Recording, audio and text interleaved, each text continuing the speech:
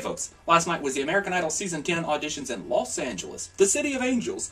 And if you tuned in last night hoping to see some really talented singers, well, I hope you didn't do a whole lot of blinking. It really was the worst episode of the season so far, even worse than the Nashville auditions. Now, I can kind of understand why both of them really sucked, because just like Nashville, Los Angeles is full of delusional people with big dreams. But the difference should have been that the Los Angeles auditions had the Myspace auditions mixed in. And I watched some of those Myspace auditions online, and there were some really good ones. Out of 16,000, they showed us, what, one? You can't tell me they didn't find something better than that. Whoever was in charge of putting together last night's episode must have been drinking out of Steven Tyler's Coca-Cola cup. I don't know what they were thinking, but it was really a bad episode. I understand why they want to show bad auditions, because that's what a lot of people want to see, but a good mix would have been nice. Anyway, the first audition we saw was from Victoria Garrett. Victoria said that God brought the American Idol auditions to LA for a purpose, and she believes that she's that purpose. That's right, Victoria. God and Nigel were sitting down going over this season's schedule, and God said, oh, wait, no, this isn't right. You have to go to Los Angeles so Victoria Garrett can audition. And so it was. At least he has his priorities straight, though. You know, those starving children in those third world countries, they're just going to have to wait their turn. God has a national televised singing competition to tend to. Anyway, she squealed out the precious lamb of God, and it was just terrible. Stephen said she sounded like a little lamb, perhaps a little lamb that was on fire. So it was a no for her. As she was leaving, though, she said that she let her nerves get the best of her. And she also pointed out that Jennifer Lopez can't really sing too much herself. She's not the first person to make that argument, really. You know, after Jennifer Lopez was announced as a judge, I heard a lot of people crying foul. She just doesn't have the talent to be a judge. Of course, these are the same people that were crying, bring Paula Abdul back. Kind of silly, isn't it? Anyway, next was Tim Halperin. Tim had a crush on Jennifer Lopez. He said his love don't cost us a thing. Oh, so you're going to give her a freebie. Ain't that nice of you? I'm sure she'll take you up on that offer, but you'll have to get in line behind the 12 trillion other guys that I'm sure have tried to use that line on her before. I'm sure she'll just go ahead and give up Mark Anthony for a guy that looks like the love child of Elliot Yamin and John Peter Lewis. Of course, she did give it Ben Affleck for Mark Anthony, so maybe when she's ready to downgrade again, she'll give you a call. You never know. Jennifer did seem a little bit surprised, though, that he had a crush on her growing up. Face it, Jennifer Lopez, you aren't in your 20s anymore. Most of these auditioners were wee tots when you were at the peak of your career. She asked him how old he was, and then he asked her how old she was. Everybody knows you don't ask a woman their age, but I've never really understood that. You never ask a woman their age or weight, and they'll never tell. We've got eyes. You can pretty much guess. Really, she would have been better off just to answer that question of how old is she, because how many people took to the Wikipedia right then and there when she wouldn't answer that question to see how old she was? She's 41, by the way. I looked it up last night. Anyway, Tim's saying she will be loved, and I thought it was just okay at best. You know, part of me wants to say that he doesn't stand a snowball's chance in hell of winning, but I would have said the same thing about Lee DeWise at the same point last season, so I guess anything's possible. Randy gave him a no, and Jennifer and Stephen gave him a golden ticket. Next was Justin Carter. He sang Secret by Madonna. Jennifer Lopez told him that his performance lacked balls. Kind of not really a nice thing to say to a man, is it? Kind of vicious. From the short clip I heard, though, I thought it was pretty good. Better than the last guy. Not sure if he got a yes or a no, though. I don't think they ever said. Next was the first couple of the night, Daniel Gomez and Isaac Rodriguez. Well, they never actually said they were a couple, but apparently they were buddies. That's code speak in gay world. But come on, how many guys do you know that would go on national TV and sing a Mariah and Whitney duet together? I think they'd make it a good couple if they aren't already. You know, they believe in each other, and they're both completely delusional. Anyway, first was Daniel. He said he was going to rock the house, and then he sang I'll Be by Edwin McCain. How in the hell do you rock anything with an Edwin McCain song? Rock a baby to sleep, maybe. I almost said rock a Bieber. Well, same thing. Rock a baby to sleep, but not with a voice like that, no. Of course, Randy told him he was tone deaf. It was a no for him. Isaac was next. He dropped out of college, so he could be the next American Idol. A little bit premature, don't you think? I think I'd try to make it to Hollywood at least first. He sang Build Me Up, Buttercup, and he was just about as bad as his buddy. So it was a no for him, too. Jennifer Lopez says, you have a nice smile? But he said he isn't going to give up. He's going to keep on practicing. His parents were there with him, though. Don't these parents tell their children, you just aren't a good singer. Next was Karen Rodriguez, the only Myspace audition they showed.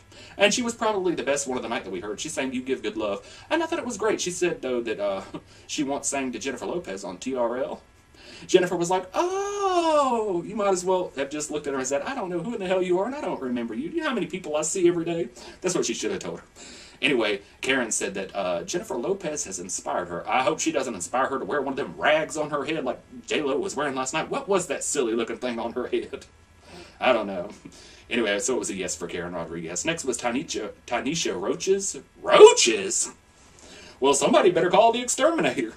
Actually, she did get the exterminator called before it was all said and done. Or the security guard, or whatever you call him. Tynisha said that she is the next American Idol, and she had to say it 3 times in a row to make herself believe it. She came in with a microphone trying to sing My Way by Frank Sinatra, but she couldn't remember the words. Not that it would have mattered since she sounded like hell anyway. When that didn't work out, she wanted to try another song, since she's a great singer and has 3 albums ready to be composed. Maybe she meant ready to be composted. Probably more like it. Anyway, she kept on and on, so Randy Jackson got up and walked out, and she chased him out while singing, and I'm telling you, chased him all the way back in, and then still wouldn't stop, so Randy had to get the exterminator on her. Next was Heidi Kzahm. She came in dancing around like a genie or something, trying to impress the guys, and apparently it worked because she got a golden ticket, even though her singing wasn't anything to write home about. Now, I'm not sure what her face really looked like, so we didn't see much of her face the whole time she was up there, did we? Her hair was all in it most of the time. It was like watching an audition from Cousin It, with a better figure. Next was Matt Big Stats Frankel. Apparently he's the CEO of a production company, and to save the environment, he rides the city bus everywhere he goes. Isn't that what everybody that rides the bus says?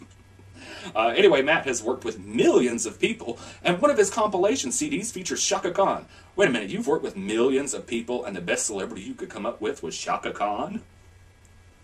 I really thought I didn't think he was serious at first, but I looked him up on Myspace, and apparently I think he is serious now, because his Myspace account has been up for since 2006, for 5 years, and he's got that song on there with Chaka Khan. Now, whether it's really her or not, I'm not sure, or if it is her, I'm quite sure that he probably never met her. He probably just sampled one of her songs, with or without her permission. I really don't know.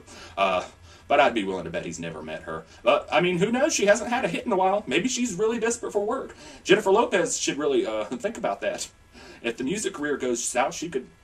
Oh, wait a minute. The music career has gone south. Well, if this American Idol thing doesn't work out, then she could always record some music for one of the big stats compilations. Matt thinks Randy is just bitter because he isn't related to Michael or Samuel L. Hey, Matt, LaToya is related to Michael, and you see how far that's gotten her. 2 weeks in a row, I've been able to make a jab at LaToya Jackson on here. I wonder if next week we'll find something else to say about her. We'll make it 3. Next was William Roberts. I'm not sure what he was singing or trying to sing, but Stephen told him that he's not ready for American Idol 2011, 12, or 13. Next was Jeanette Roberts. I'm not sure what she was singing either, but she kind of sounded like Tiny Tim. Then we had Daniel Hall. He sounded more like he was talking than singing, though, but it's probably for the best. Anthony Granger pulled his pants down and sang Pants to the Ground. Oh, that's suit 2010. Next was Arista Pemberton. She actually sounded okay at first until she tried to hit that high note, and it all just fell apart. It was obviously a big no for her. Then she asked if she could dance. I don't know what show she thought she was on, but she did this strange little dance like she was trying to shake something off. It looked like she had been covered with insects, and she was trying to shake them off of her. And then she did this split on the floor. Only do a split if you can recover from it. It looked like it knocked the life out of her. So anyway, it was a no for her. Next was couple number 2 of the night. Oh, wait a minute, they were brothers. Looked like twins, didn't they? Mark and Aaron Gutierrez. They sang Lean On Me together. Finally, an audition that did not suck. I thought they were great, though I wonder how they would do separately. I think that's one of the things that I'm going to like about X Factor when it starts, because when people come on and audition together, you don't have to be split up. Because so many times we see people that will audition together, and then they're split up in Hollywood and they just fall all to hell. So I think that'll be the one good thing about the X Factor, at least. And the last of the night was 59-year-old Cooper Robinson from the backwoods of Arkansas. He said, I came to take y'all city from you. I thought he said, I came to take y'all titty from you.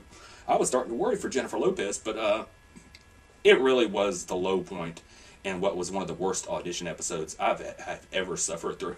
It felt like a desperate attempt to recreate the magic that was General Larry Platt last season. But the big difference is, Larry Platt had an original song that was fun and catchy and people would remember, and this guy just was like a drunk, belligerent James Brown impersonator, and it was more stupid than it was entertaining. But speaking of James Brown and alcohol, my sister once saw James Brown on an airplane, and he bought everybody's drinks. He bought her an alcoholic beverage. She said he was walking up and down the aisles singing. Wouldn't that have been fun to see? I think it was a couple of weeks before September 11. That might have been on the same trip that she ran into Danny DeVito at the Roosevelt.